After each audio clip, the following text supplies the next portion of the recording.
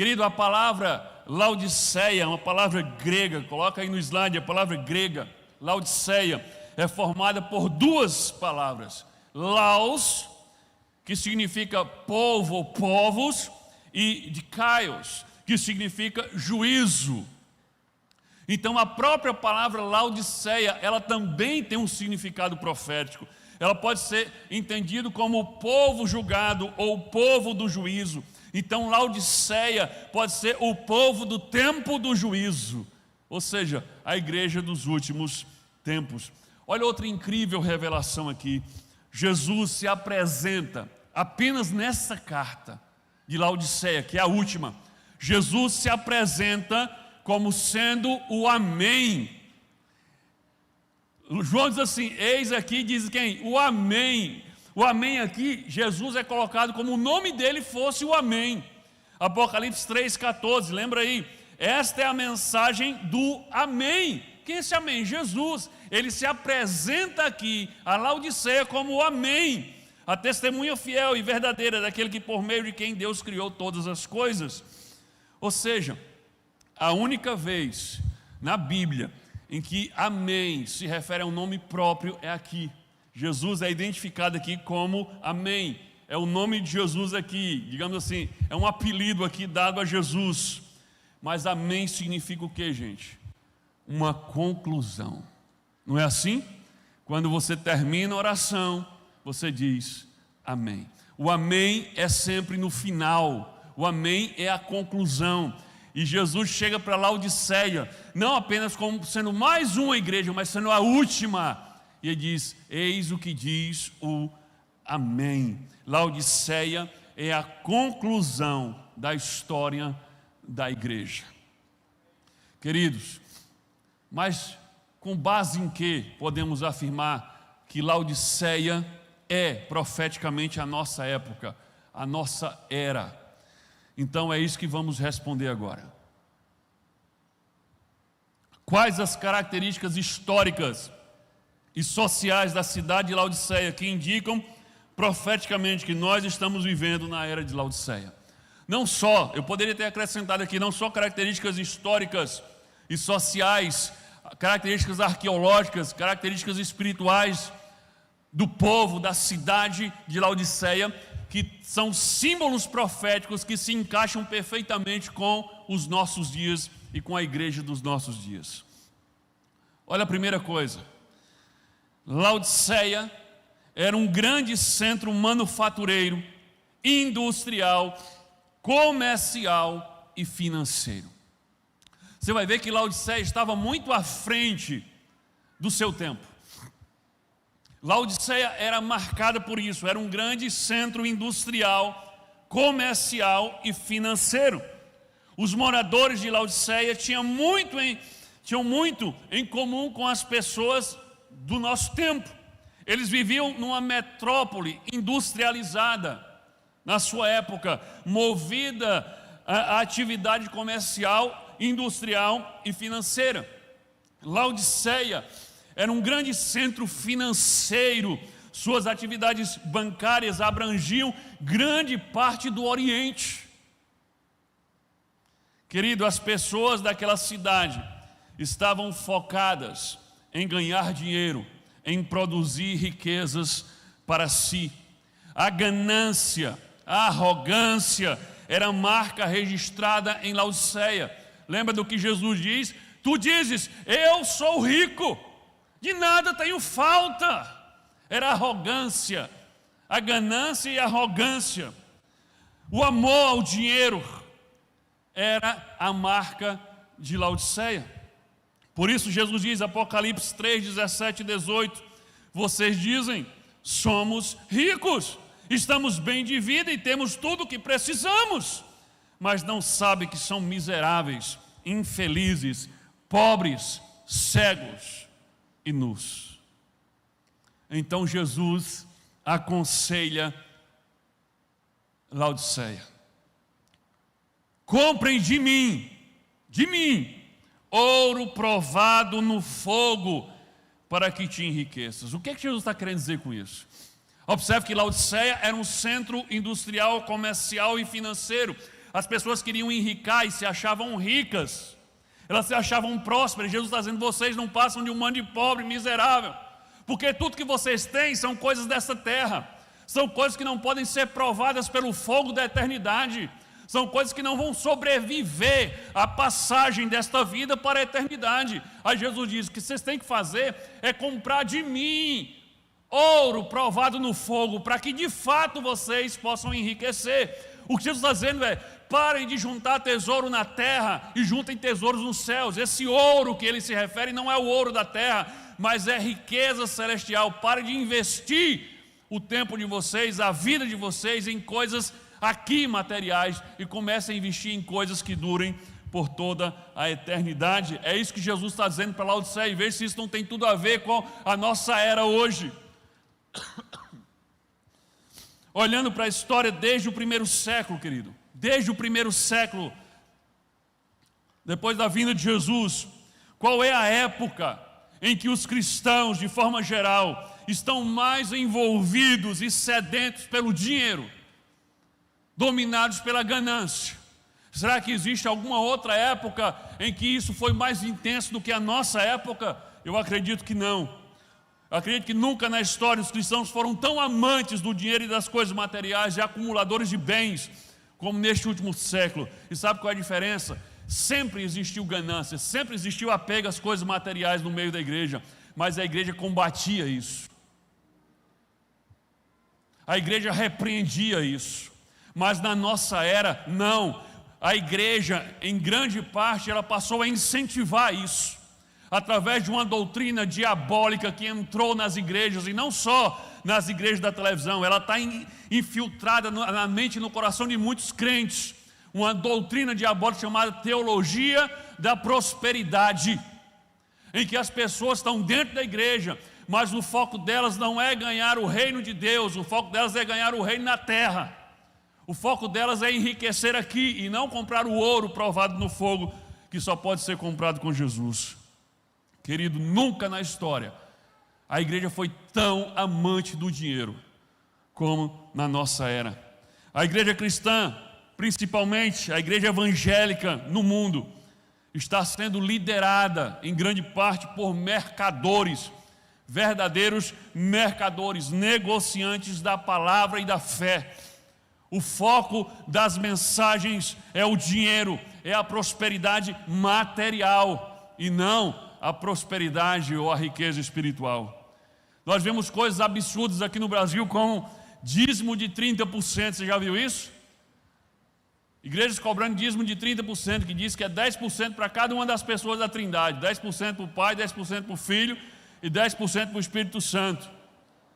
Primícias sendo exigidas para serem dadas aos pastores ou aos líderes. Então, além de você dizimar, além de você ofertar, além da igreja pagar o salário para o pastor, você tem que pegar o primeiro dia de salário do seu mês e vir entregar ao pastor, o pé dele, as primícias.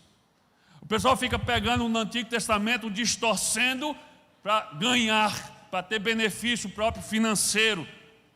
A venda de indulgências evangélicas, como sabonete ungido, vassoura ungida, sandália ungida, toalha ungida, óleo ungido, água ungida e tudo mais ungido.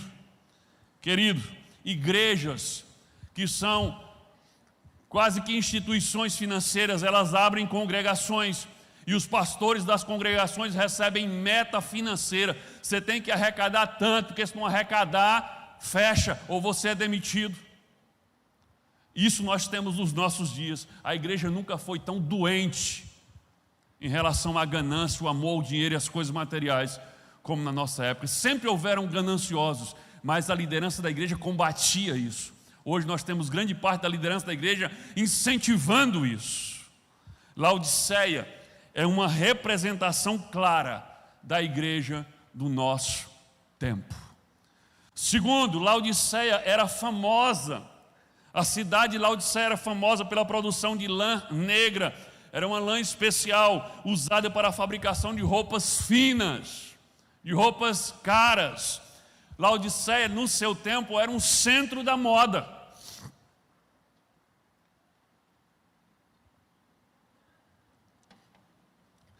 Ou seja, Laodiceia tinha como marca forte a vaidade,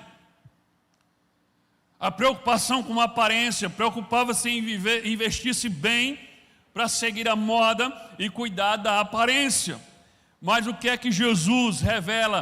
Em contraste a isso, o que é que Jesus fala para Laodiceia? Observe que no texto não cita que Laodiceia era um grande centro de fabricação ou de produção de lã para a fabricação de roupas.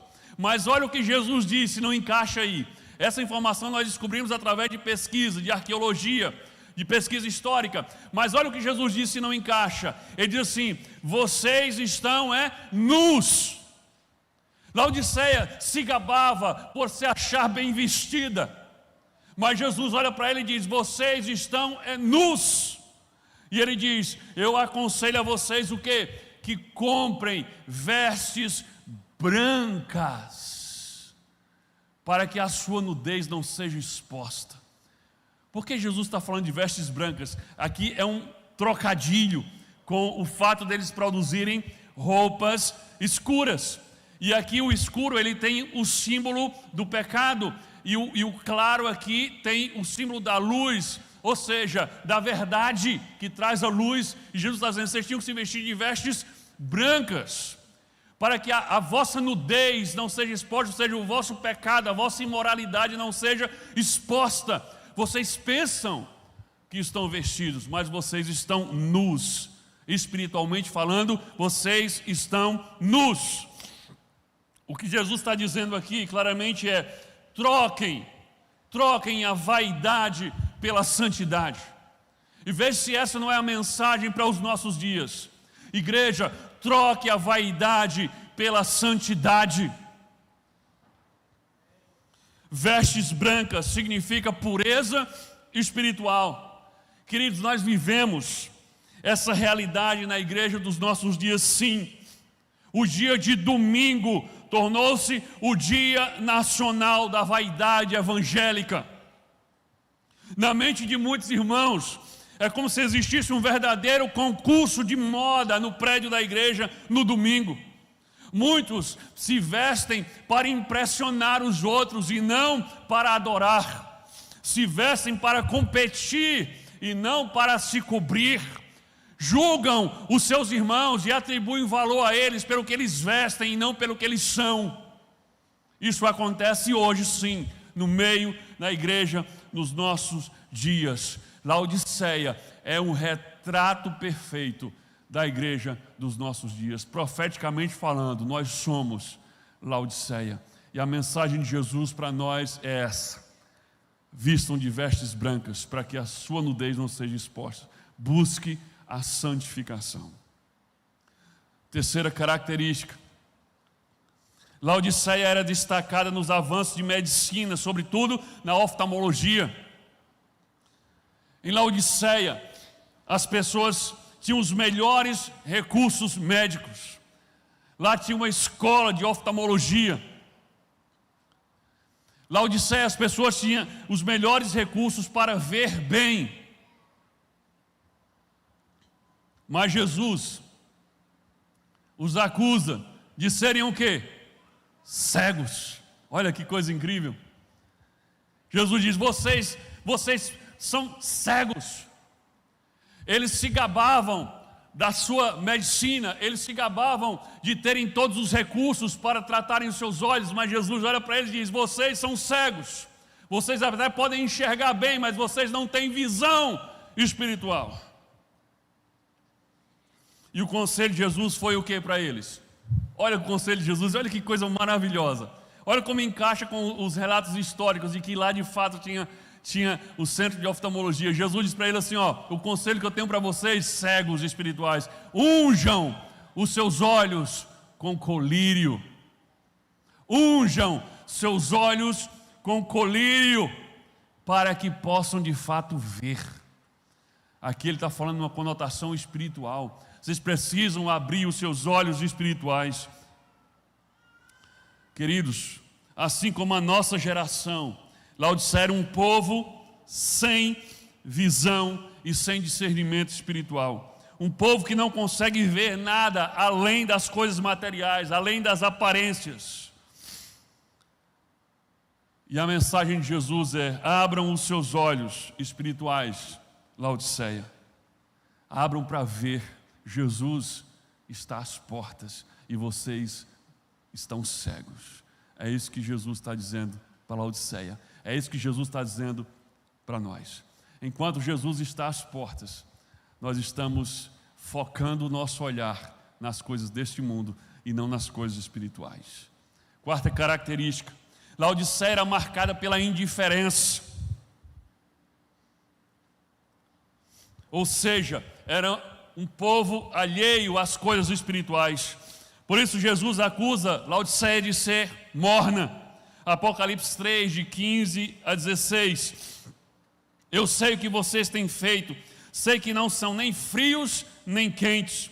Como gostaria que fosse uma coisa ou outra, mas porque são apenas mornos, nem frios nem quentes, vou logo vomitá-los da minha boca.